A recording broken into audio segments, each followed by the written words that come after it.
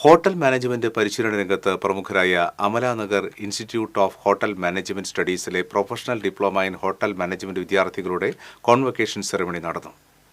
Thrissur Pearl റീജൻസിയിൽ നടന്ന ചടങ്ങിൽ Cochin hotel Grand Hyatt chef KS Latha 22ാമത് ആനുവൽ കോൺവൊക്കേഷൻ സെറമണി ഉദ്ഘാടനം ചെയ്തു. എഴുത്തുകാരി Ranjini Vinod, Pearl Regency general manager Suresh Babu, chef Sineesh Raj, പാവർട്ടി നിയോ വിസ്റ്റം college managing director KM Mehroof, institute of hotel management studies principal Sudha Sivadas, vice principal Rajeesh Dharmarajan, chef Joy Joseph, ഫാക്കൽറ്റികളായ Sajeesh Vijo ലാസർ തുടങ്ങിയവർ സംസാരിച്ചു. ഹോട്ടൽ മാനേജ്മെന്റ് രംഗത്ത് 22 വർഷം പൂർത്തിയാക്കിയതും MSME ഗവൺമെന്റ് ഓഫ് ഇന്ത്യയുടെ കേരളത്തിലെ അംഗീകൃത സ്ഥാപനവുമായ ഇൻസ്റ്റിറ്റ്യൂട്ട് ഓഫ് ഹോട്ടൽ മാനേജ്മെന്റ് സ്റ്റഡീസിൽ ജോലിയോടുകൂടി പഠിക്കാനുള്ള അവസരം ഒരുക്കിയിട്ടുണ്ട്.